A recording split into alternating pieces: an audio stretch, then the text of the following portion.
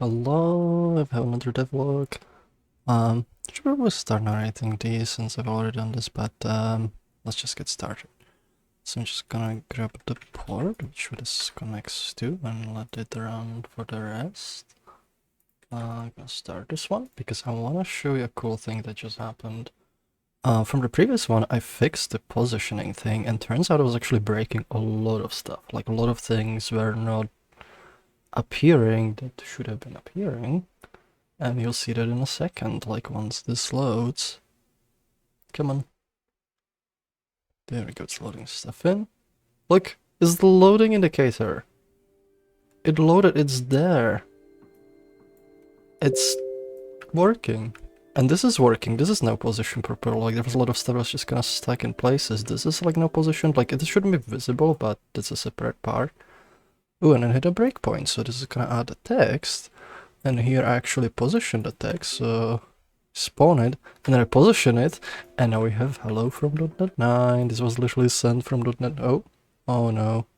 Oh no, it's this thing. I need to disable this. This is causing issues. I don't know why it just... Can I ignore it?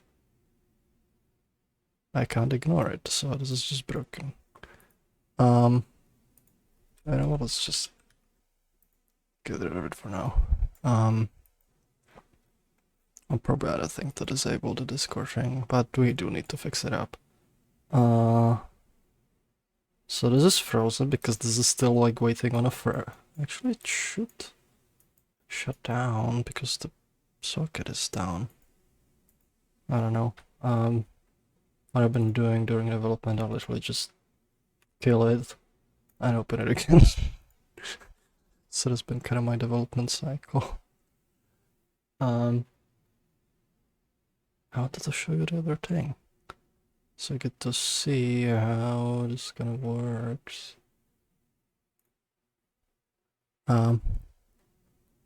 This takes a little bit to load, but this is like pretty fast. Like when Unity actually had all Frux engine in it, like you see like right now it only has like a little bit, like there's like mostly like the renderized, shared rendered Unity bits. The Frux engine is gone. It doesn't exist inside of Unity anymore. It's in here in the Visual Studio. It's much faster to like start up, like when the Frux engine was inside, and like, you know, all the dependencies were there, like Beppo physics and so on. This would take forever, it would be so sluggish. But now... Oh, there we go, it's okay, this is running.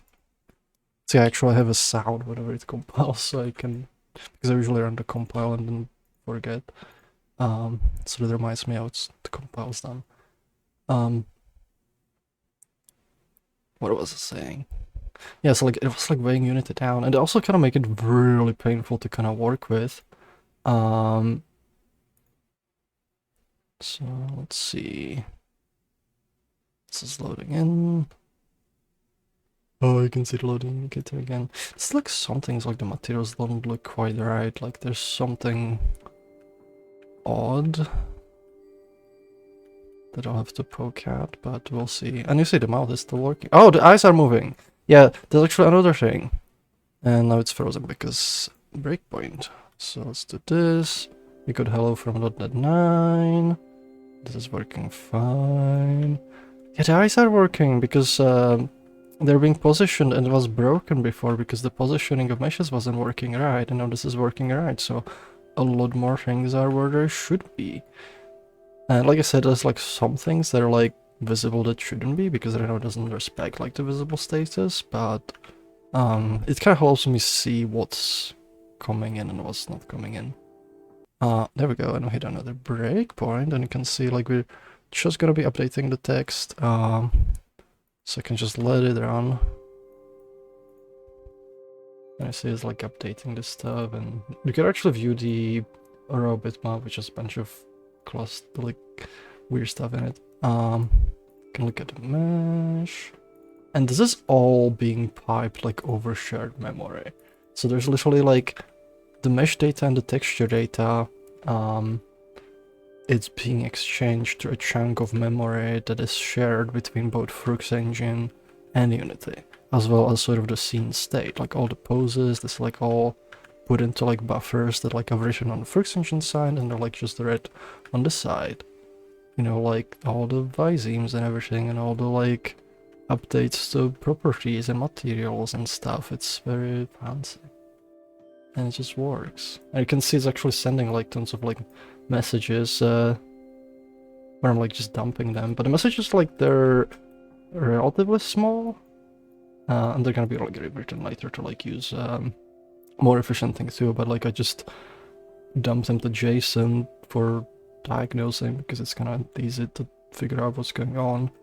But it's probably gonna use like some kind of binary encoding, which is easy enough to switch to. But the bulk of the data that's through the shared memory, and you can actually see like there's all the updates. It essentially says like, you know, like, oh, it's like in this buffer ID in like, you know, at this offset like of this length, and that's like, you know, where you can find all the state data and everything.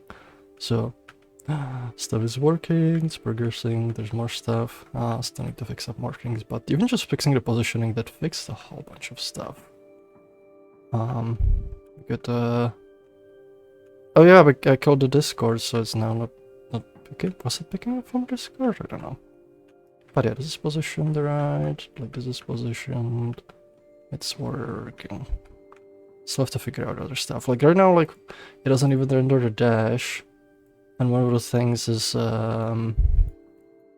it doesn't know anything about input, doesn't even know how big the screen is, and it's using that to it's using that to size the actual dash. So, and it doesn't know that, so like I think it's just like squished to 0. But it's progress, it's working. There'll be more.